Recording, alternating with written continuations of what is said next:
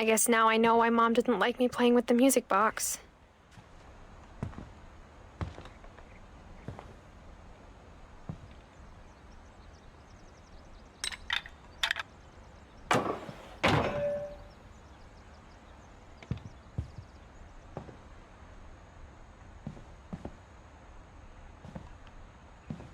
It's funny. All those times I played with the music box and never found the basement key.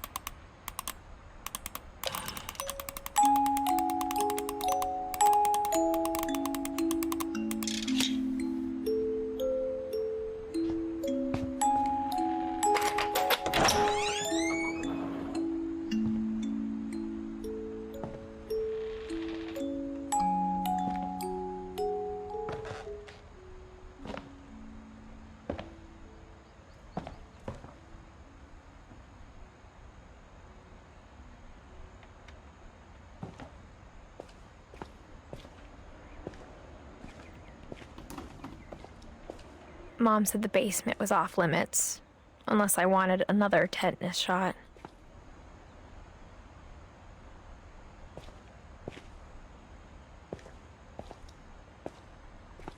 I saw Edie sneak down to the basement once, carrying packages.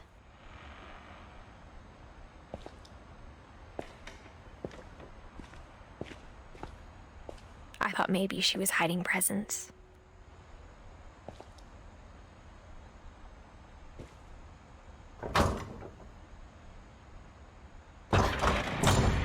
It turned out she was hiding a lot more than that.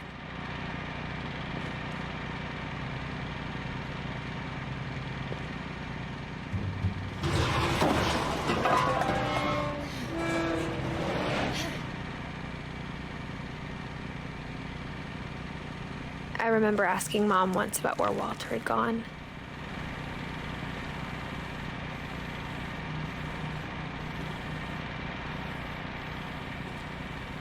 She said after Barbara died, he got as far away as he could.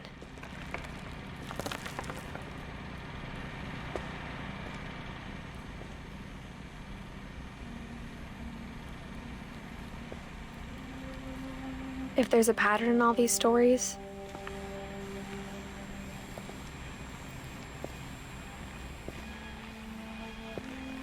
I think it's that none of us has gotten very far.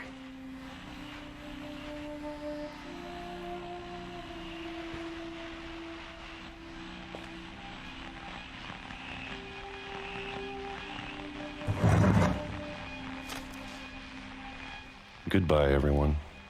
I can't believe I've been down here for 30 years. On that first day, after the shaking started, I didn't think I'd survive a week.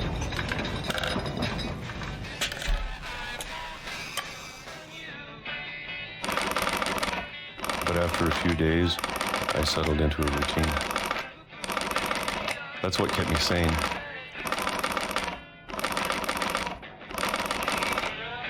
Having a schedule, living for today.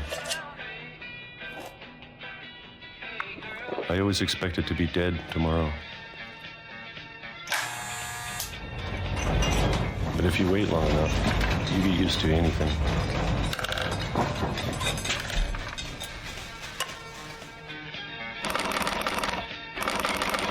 Even a monster on the other side of the door starts to feel normal.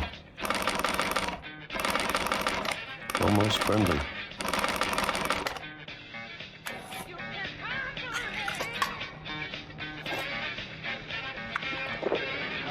And then one day, everything just stopped. Whatever that thing was, it was gone. Maybe it got tired of waiting. Or maybe I just got tired of being afraid.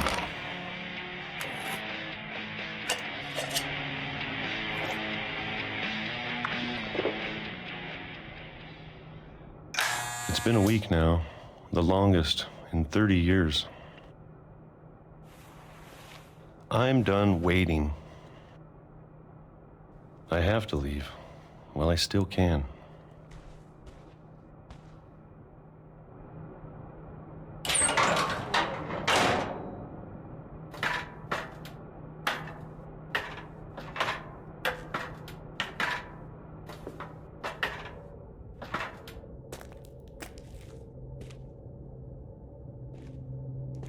I know it's out there somewhere. Whatever killed Barbara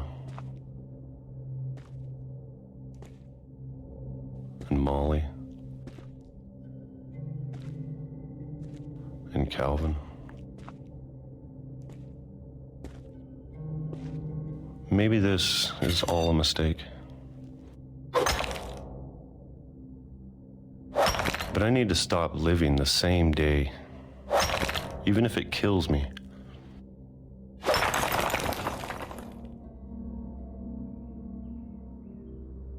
Whatever's out there, I want you to know I'm ready for it. I'm going to appreciate all of it, especially the food. I don't mind if I only have a year left, or a month, or a single week. I'd be happy with one new day. I can already imagine the sun on my face.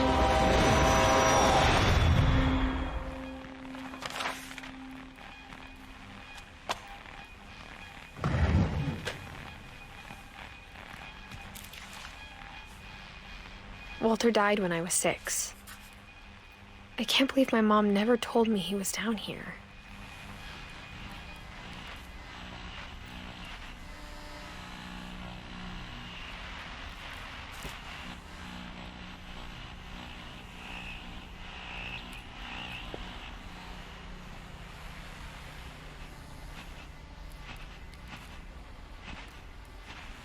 I'm sure my mom was trying to protect me.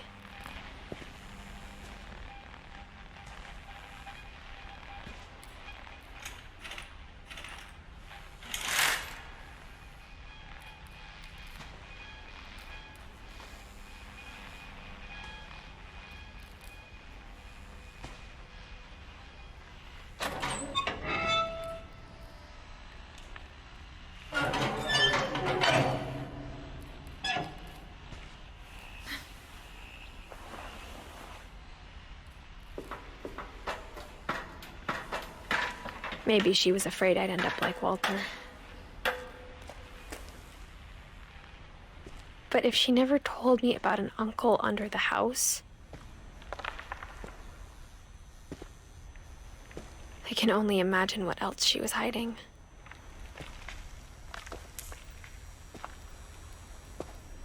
I don't want to make the same mistakes she made.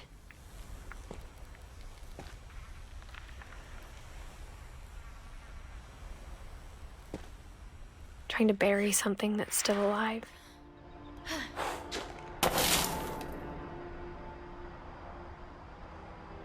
Now that there's only one of us left, or maybe 2, I thought it was time I heard the stories for myself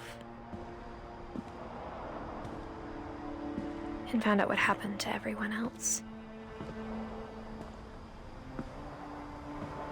But now I'm worried the stories themselves might be the problem. Maybe we believed so much in a family curse, we made it real.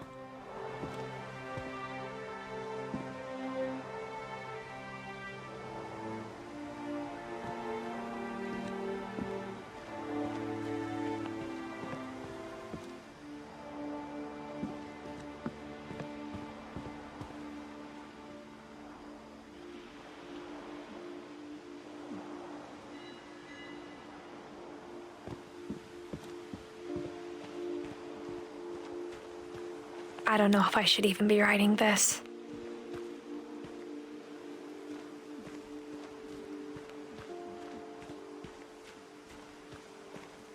Maybe it'd be better if all this just died with me.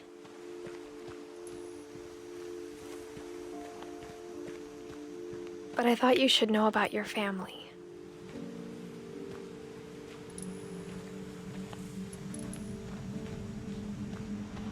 And the history you're a part of.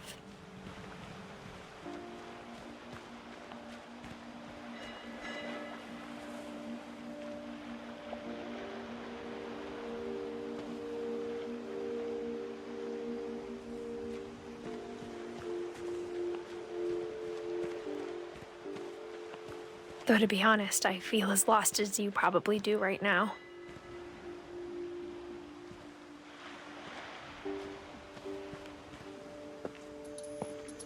I think the people in these stories believed them, for what that's worth.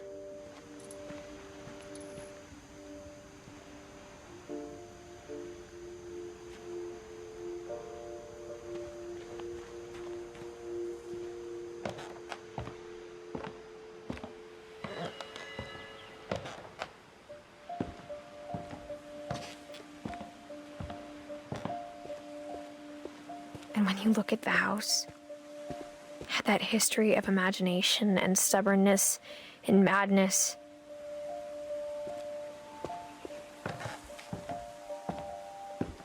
any of it seems possible.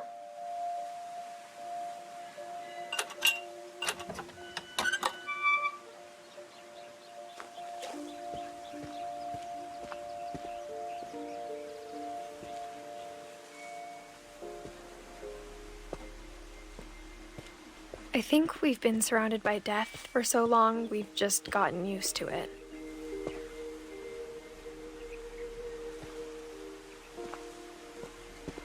What kind of family finishes building a cemetery before starting the house?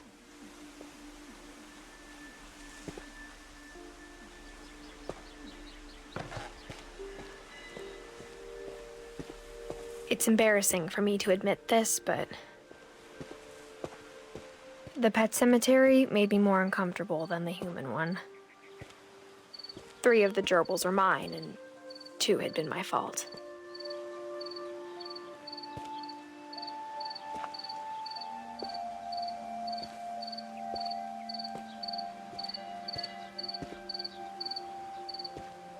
Sven built the house, but it was Edi who designed the cemetery.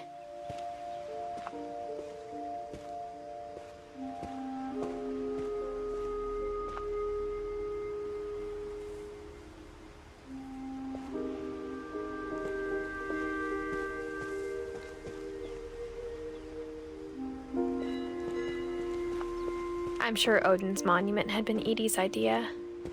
My mom was always trying to move on, but for Edi, the past never went away.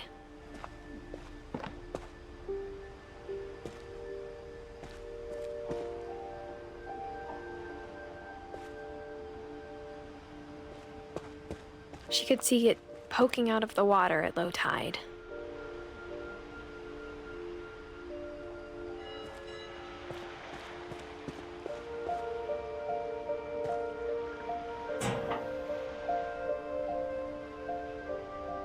Edi said she dreamed about the old house every night.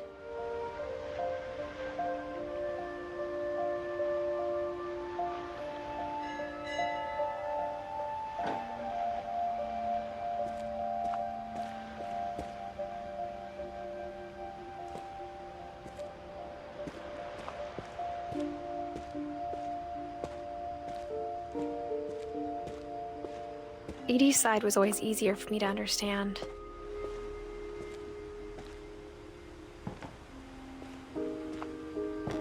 But the older I get, the more I can see where my mom was coming from. Her dad had been pretty strict, but it wasn't enough to save her brothers. She was just trying to do better.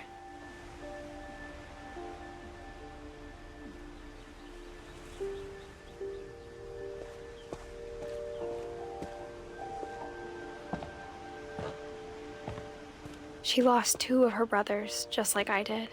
I get why she tried so hard to protect us.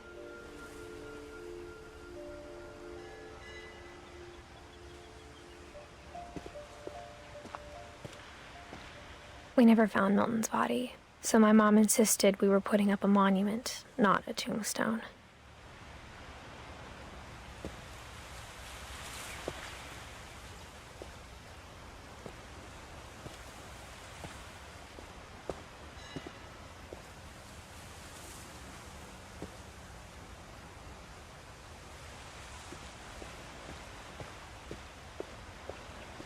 There's so many things I wish I could ask my mom now. Part of me thinks this is what she wanted all along. For me to come back someday and find everything out for myself.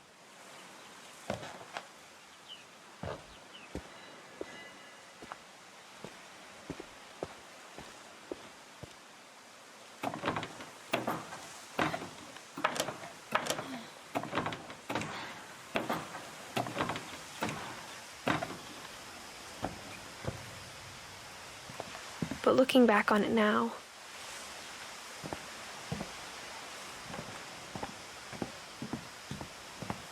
if she told me there was going to be so much climbing, I never would have come when I was 22 weeks pregnant.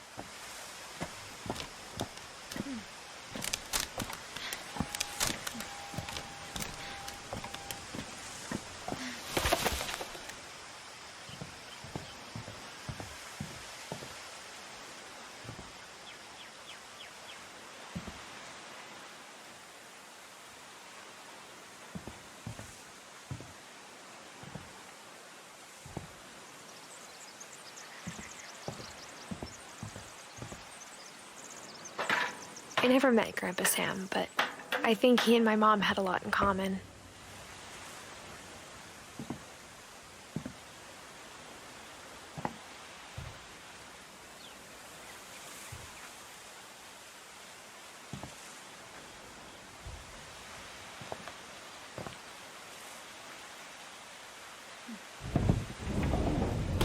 They were both pretty intense.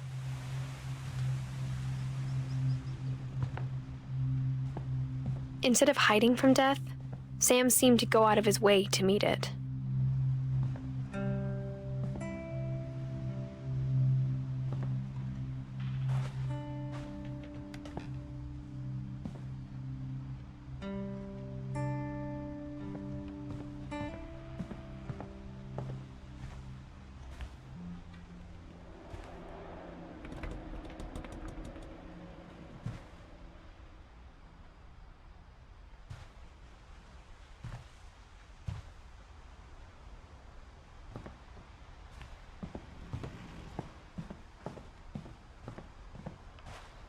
Sam spent his life shooting photos, but Mom said he got nervous being in front of the camera.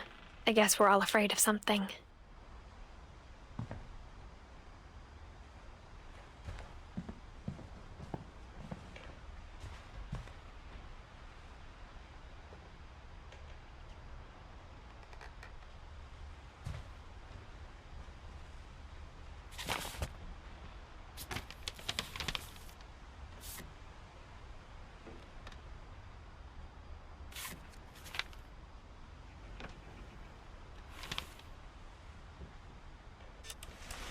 Dawn, I promise, you'll never forget this weekend. Yes, sir. These memories are gonna last a lifetime. Mm-hmm. Perfect. Am I gonna have to shoot anything? It's gonna rain the whole weekend, isn't it? I will never forget this weekend, Dad. That's the spirit. Okay, got it. I'm gonna take some pictures, okay? Just be careful. That camera's older than you are.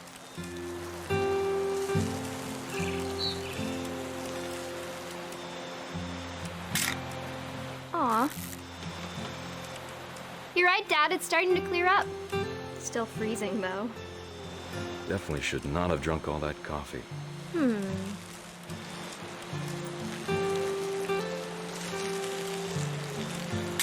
Hey! That's a keeper. Nothing quite like being outside. I'm just saying, I'm not always gonna be here, Dawn.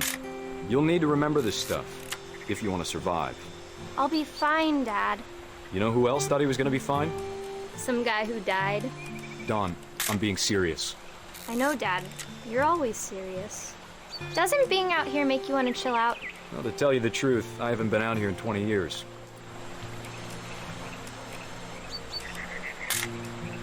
Dawn, don't you think you could find something more interesting to photograph?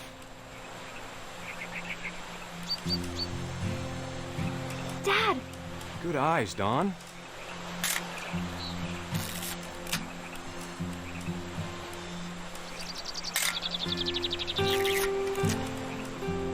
Before you take the shot, let me get a picture of you.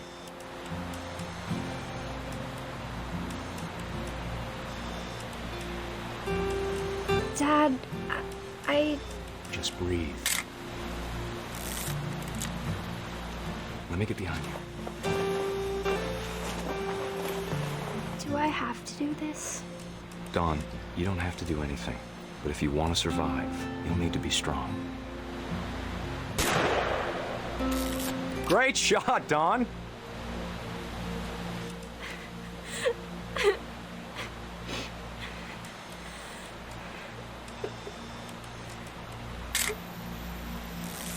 I'm proud of you, Dawn. Always remember that, okay?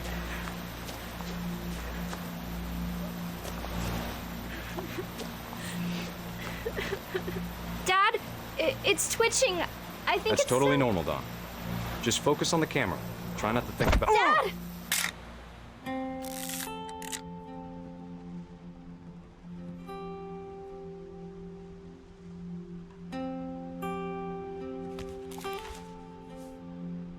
Of all these stories, that's the one I wish most that my mom had told me.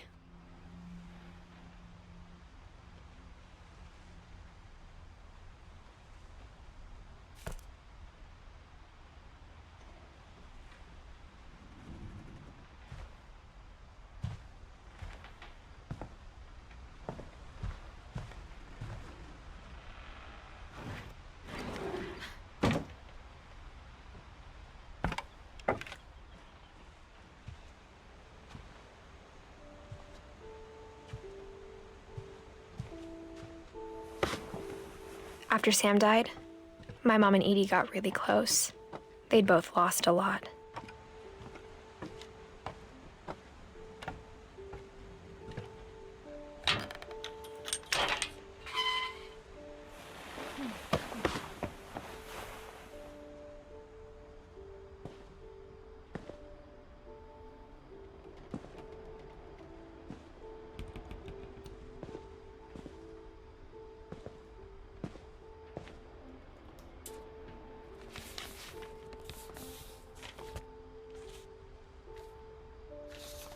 Dear Kay, do you remember the way Gregory used to laugh when he thought he was alone?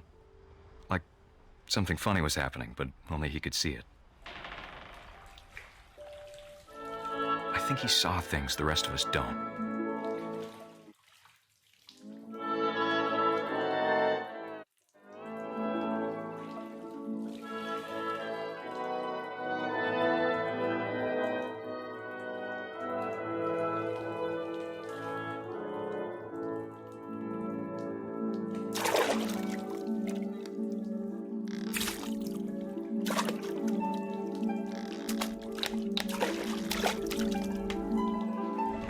Time's over, Gregory. It's time to... Hold on, sweetie. Hello? Sam, I told you I don't want to talk right now. I wonder what he saw.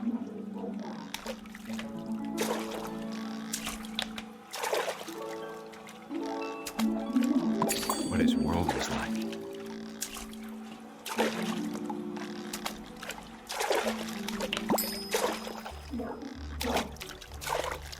He reminded me so much of Calvin. Lost in his imagination.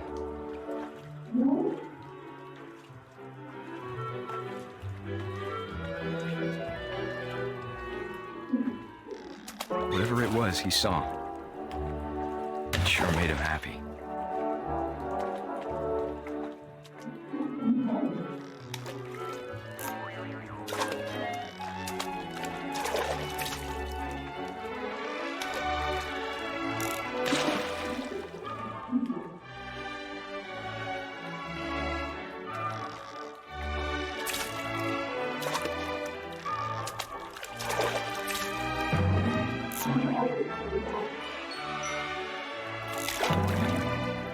I know how silly it sounds.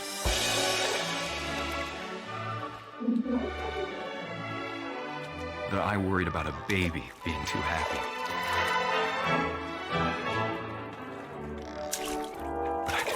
slipping away. Sorry about that, Gregory. I know you did everything you could. Maybe if I hadn't called that night. Damn it. Hold on, I don't want Gregory to hear this.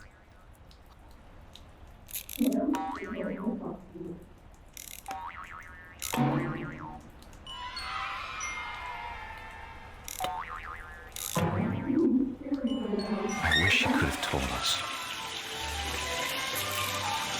about the world he saw.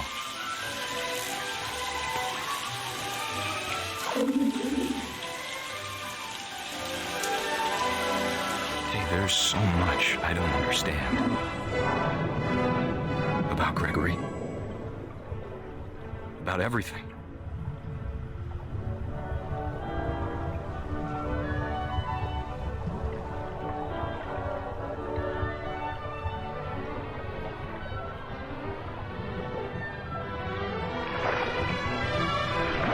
But I know what happened wasn't your fault.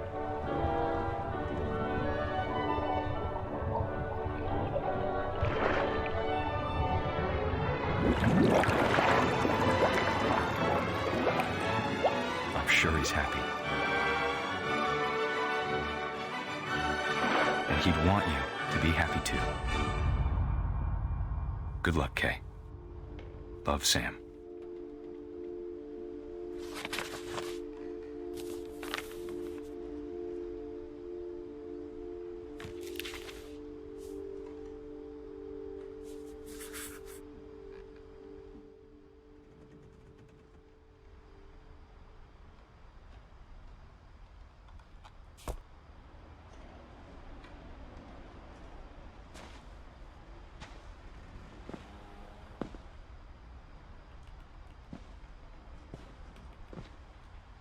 I can't imagine my mom ever writing poetry, and yet...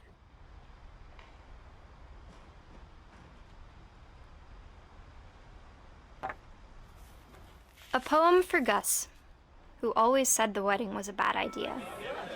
Our father never hit us kids, at least not very hard, before the day my brother said with teenage disregard that he'd be dead before he'd see a wedding in our yard.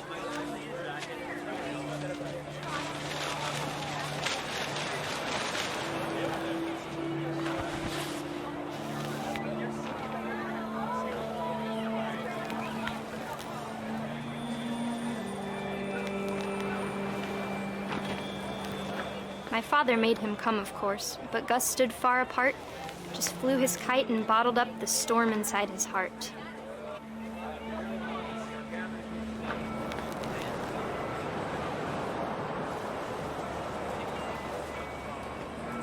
I tried to talk him out of it, but though he'd never met her, "We don't need a stepmom," were the words that I now remember. pronounce you husband and wife. You may kiss the bride.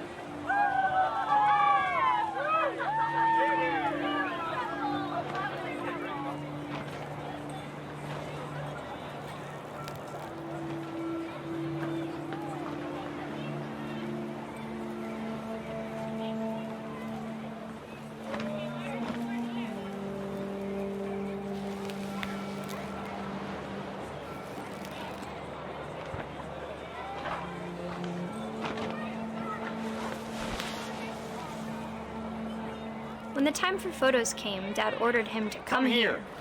But Gus declined and as a sign held up his middle finger.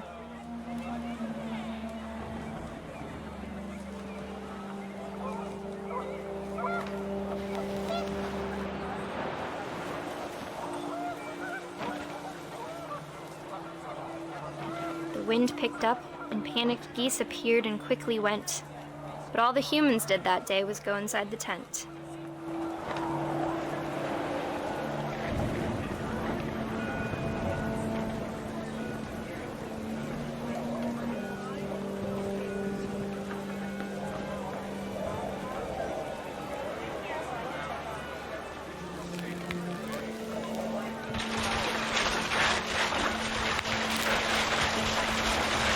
The rain came down in buckets then, but no one seemed afraid that nature might destroy the tent our dad had crudely made.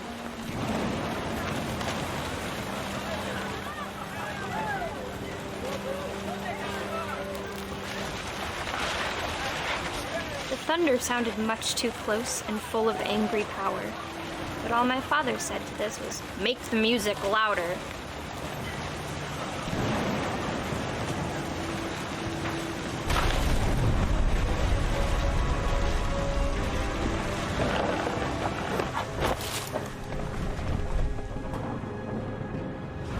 I wish that I could truly say I thought about you on that day. Out there on the beach alone, just you, the wind, the sea, and foam.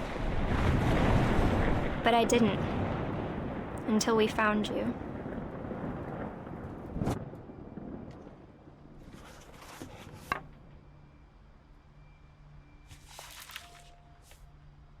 She never talked about him, but Mom told me once if I was a boy, they were going to name me Gus.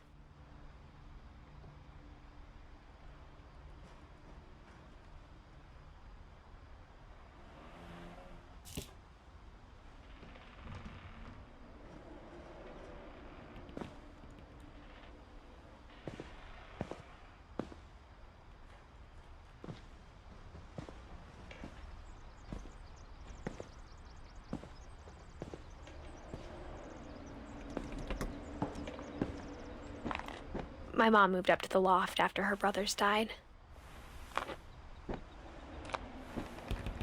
At the time, it was as far away as she could get.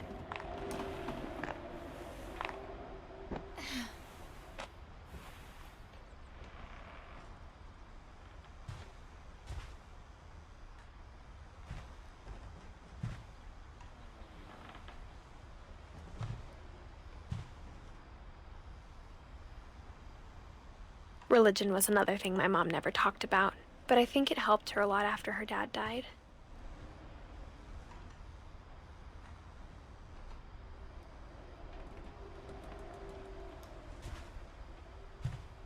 She spent a summer building houses in Calcutta, where she met my dad, Sanjay.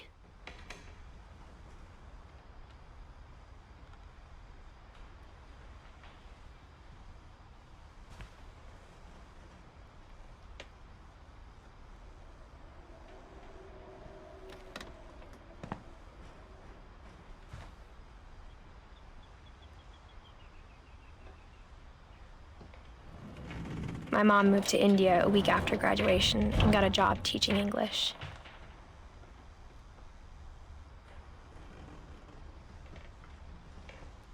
Louis was born a year later.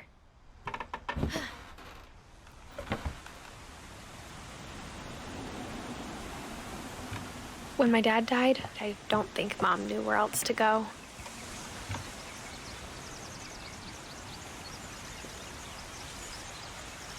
I'm sure Edie was happy to have her back.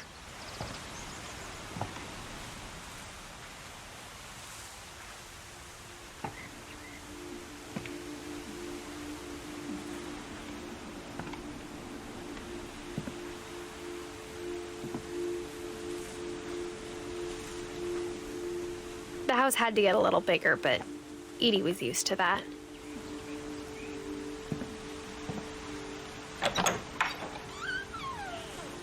And for a while, things were good, almost normal.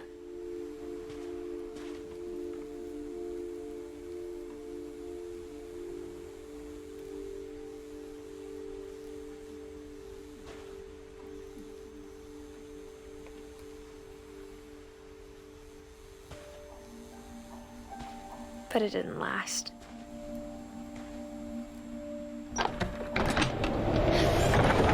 The beginning of the end was Milton's 10th birthday, when Edie gave him a castle.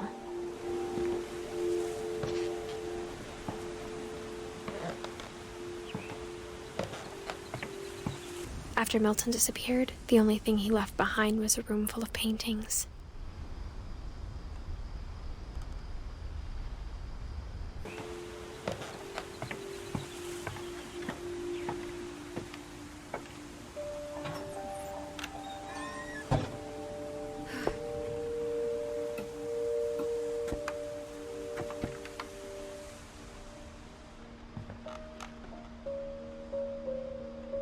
I think Edie was happy to finally have another painter in the family.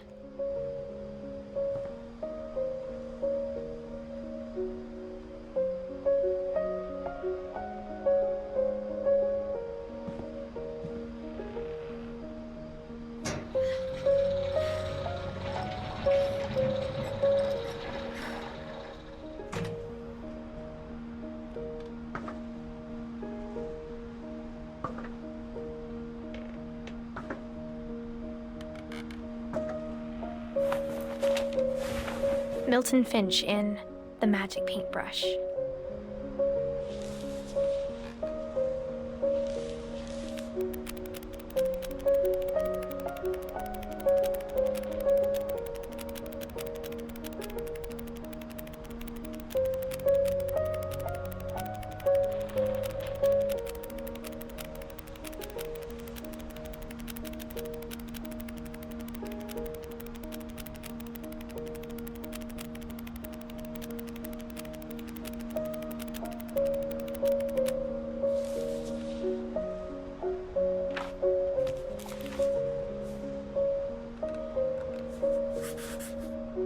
I was 4 when Milton disappeared.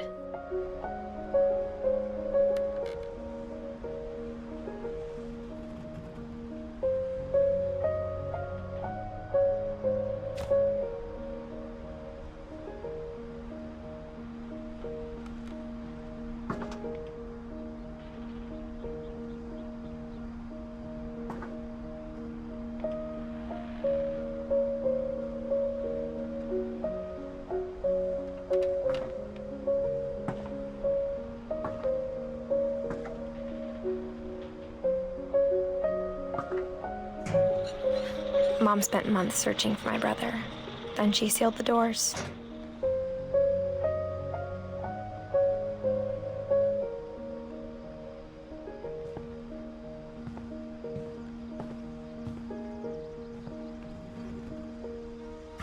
Whatever Milton had found in the house, Mom didn't want it getting out.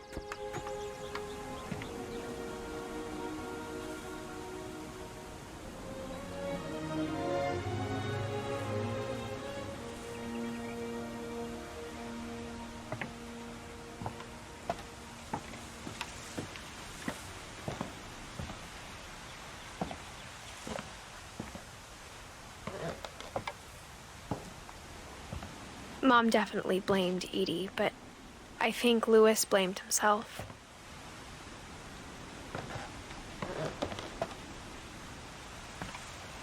After he graduated, he just spent more and more time in his room, until Mom got him a job at the cannery.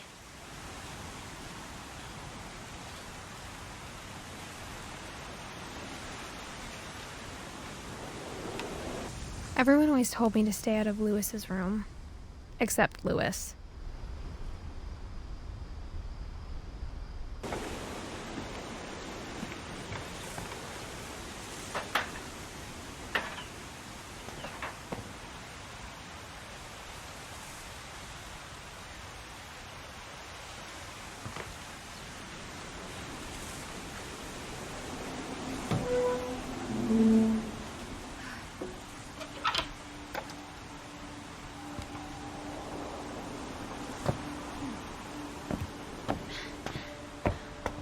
Lewis's room smelled very, very familiar. That part of him lived on.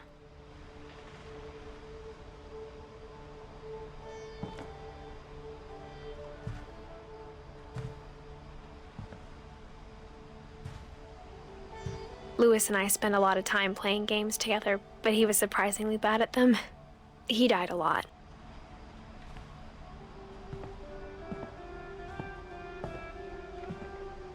He was so proud of being Indian. I think for him, it was a way to be something other than just a Finch.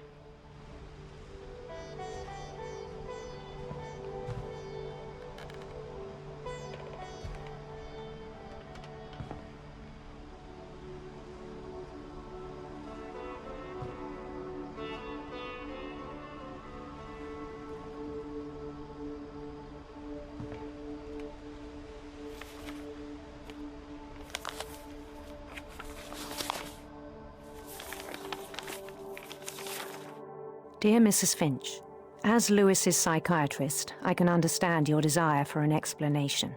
As I see it, the trouble began in January, shortly after we convinced your son to seek treatment for substance abuse. Newly sober, I believe Lewis first noticed the monotony of his daily life.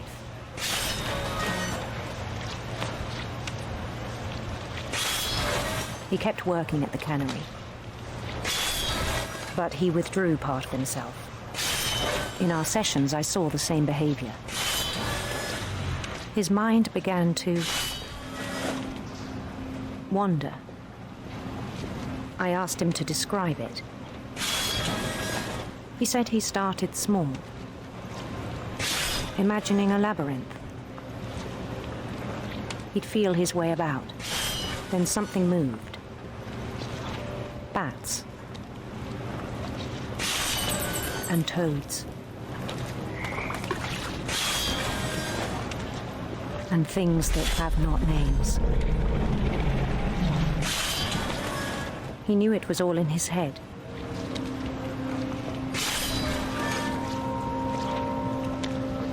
But he took it very seriously. I had hoped he'd find himself.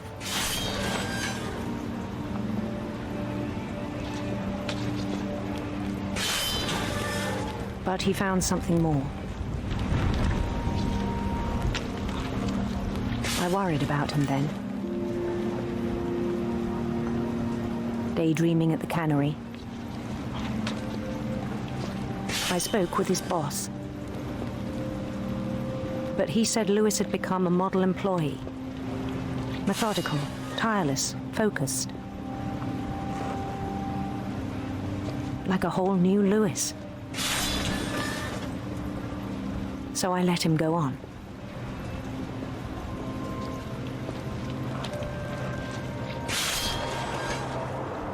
I even encouraged him. It seemed very promising at first. He told me he'd made a new friend.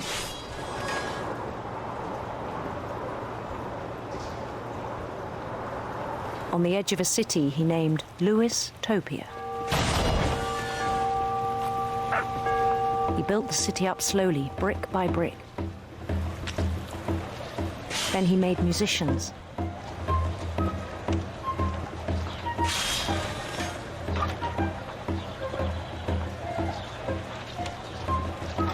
And songs for them to play. He talked about starting a band. And he was always humming something. Every day his imagination grew stronger.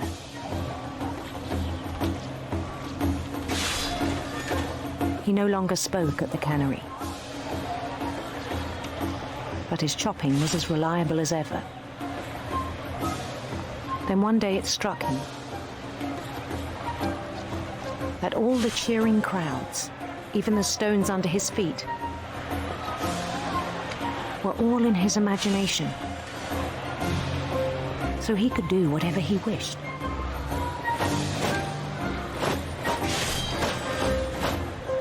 He held an election for mayor. And he won. They begged him to stay, but his mind was already wandering. It became a game for him.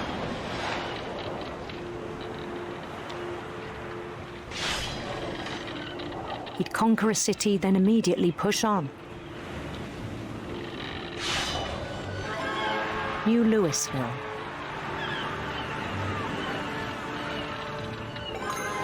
St. Louis. He started drifting away from our reality.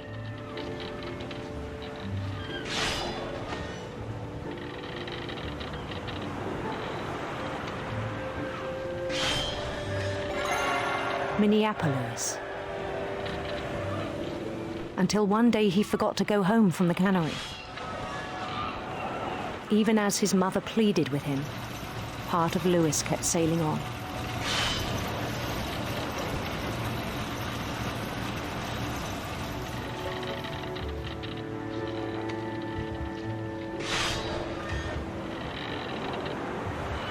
In Lewisburg, he heard rumors of a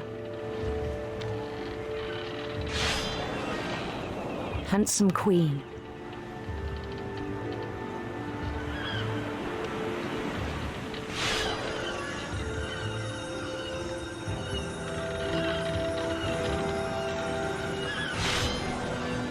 The queen was on her own quest for Sinister serpents.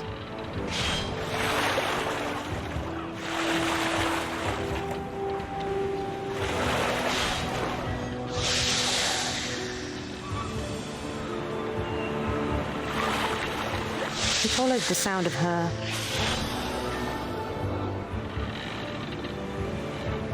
electric sitar.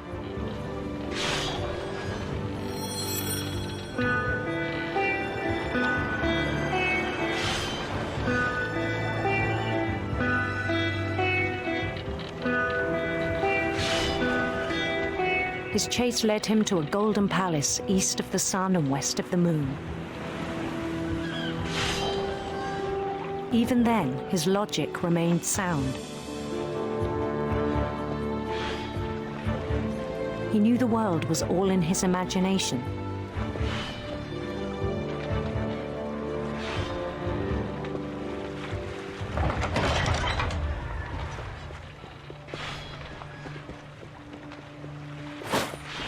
But he was so proud of having created it.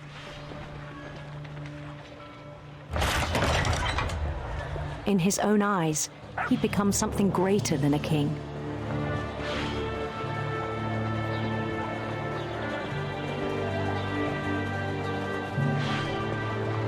For someone who'd never known success in the real world, I think it was overwhelming. And then it struck him that the real Lewis was not the one chopping salmon, but the one climbing the steps of a golden palace.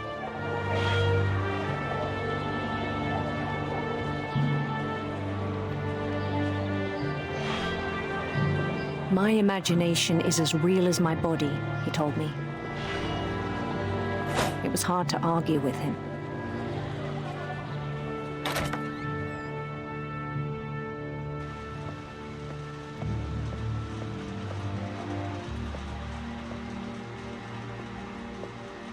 He began to forget the world we know.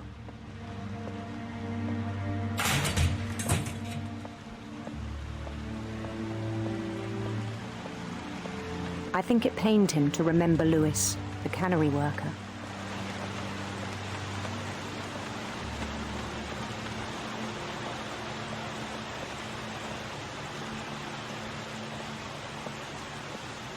He began to despise the man with a royal contempt.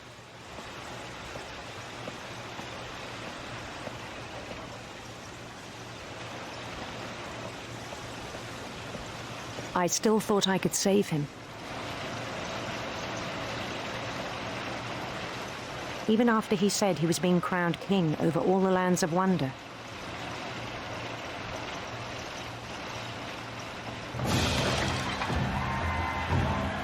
The palace would be packed with his companions.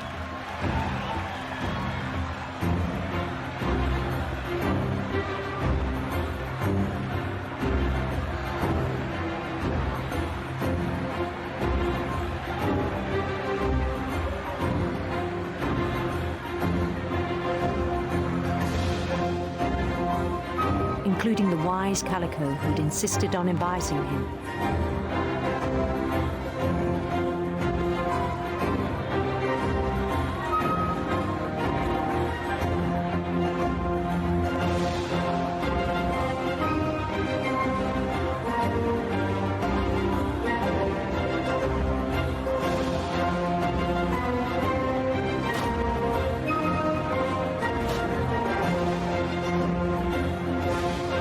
His queen waited, holding his crown.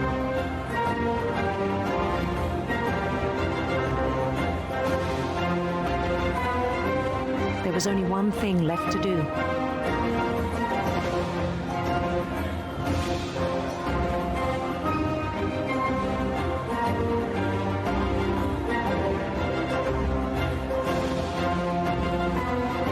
Bend down his head.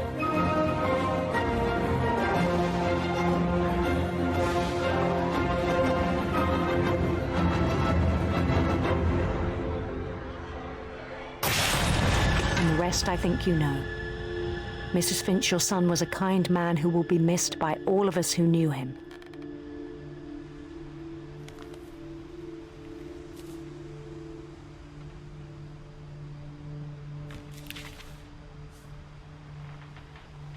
My brother was really cool. I wish you could have met him.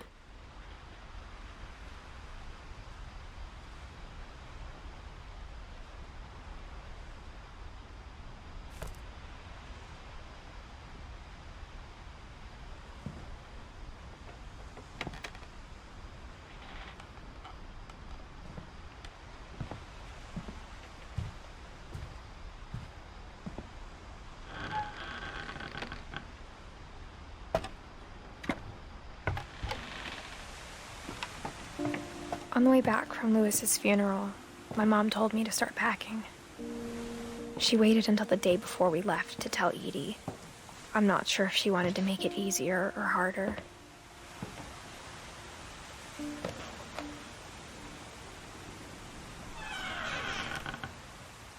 I wish we'd stayed. But I understand why we left.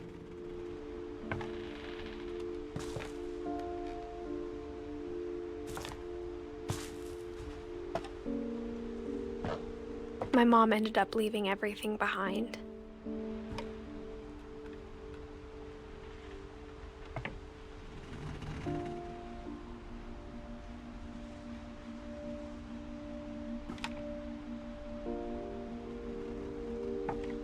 What happened that night had been coming for a long time.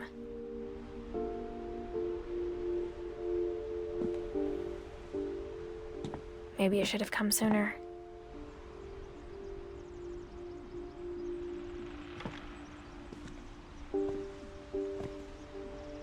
But it had to end one way or another. All that's left now is to tell you about that last night.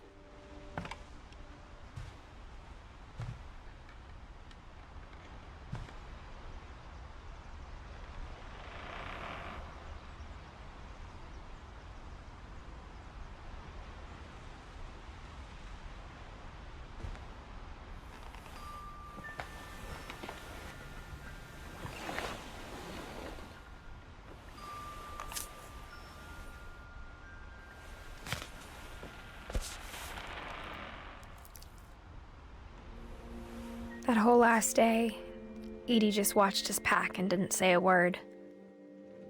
Until supper, when she raised her glass and said, "To our final night together, and all our final nights apart." Grandma, you know what I said about alcohol.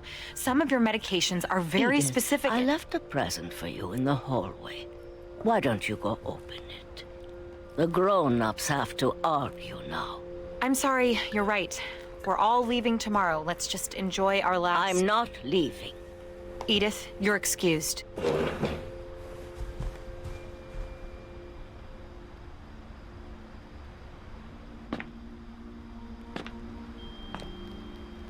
The power had been shut off that morning, but Edie always had plenty of candles.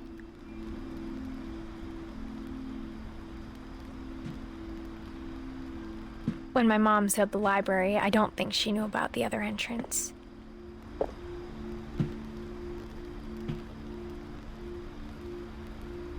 Or that Edie had a key to it.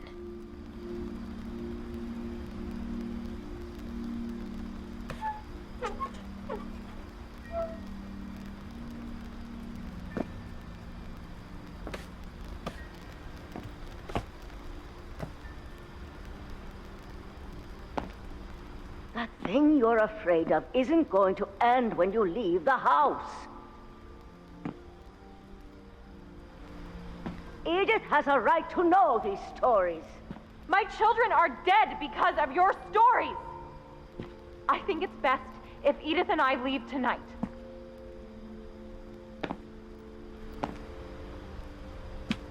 We'll have the nursing home send a van for you in the morning, okay?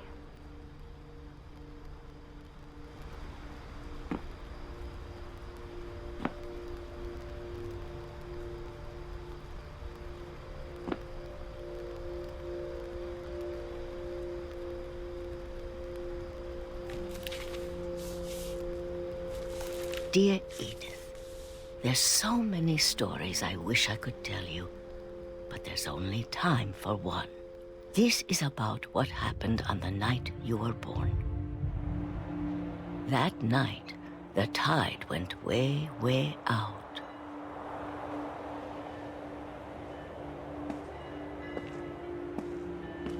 It was the first and last time I ever saw the old house aground. There'd been an earthquake out in the middle of the ocean. They called it the lowest tide in 1,000 years. God, it smelled awful. You know, I've seen that house every day of my life.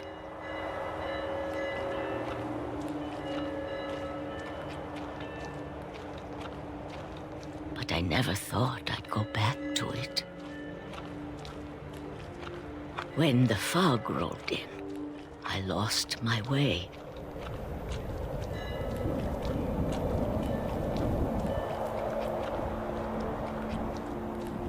I got turned around.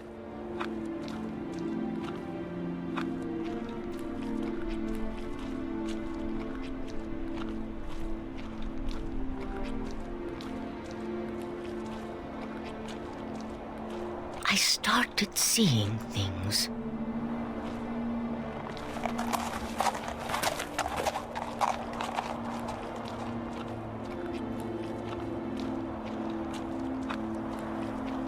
Things I'd forgotten had ever existed.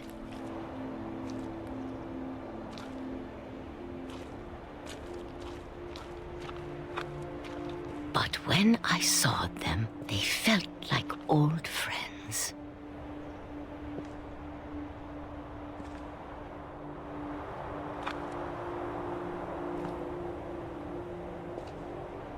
That night, a lot of things came back to me.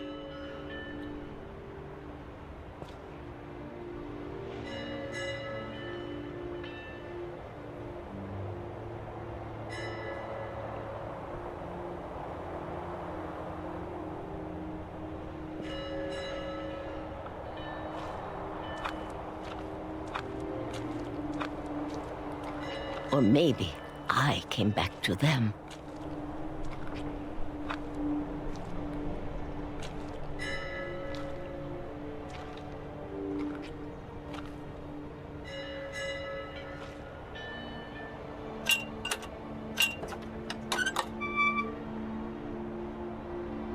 Things I can't explain, but that I need you to try and... Edith, what are you doing in here? It's mine. Edith! Mom, you're gonna rip it! Let go! I kicked and screamed, but Mom dragged me to the car.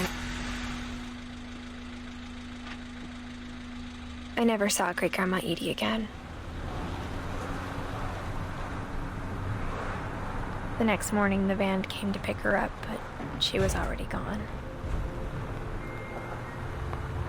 After that, we moved around a lot.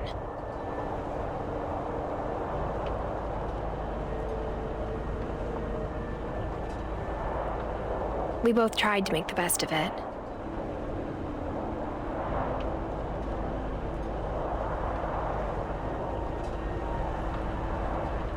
A few years went by.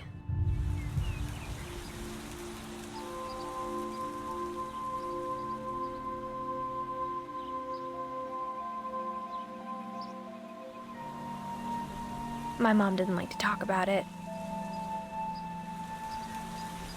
But she started getting sick a lot. The rest happened pretty quickly. She got better for a while, and then she didn't. And then I was alone.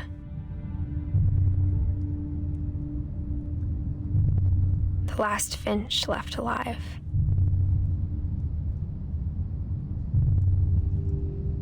Until I found out about you.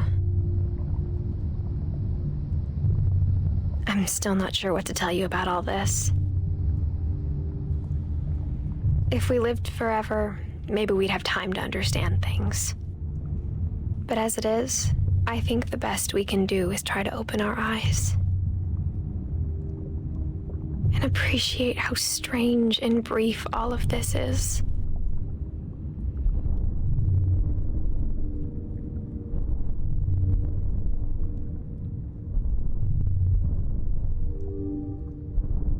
This journal was supposed to be for you.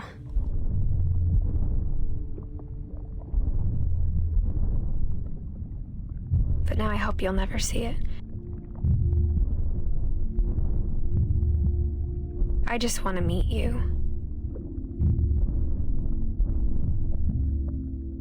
And tell you all these stories myself. But I guess if you're reading this now, things didn't work out that way.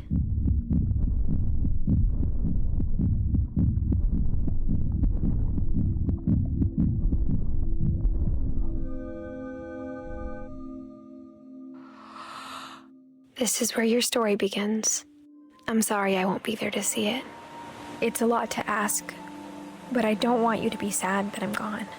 I want you to be amazed that any of us ever had a chance to be here at all. Good luck.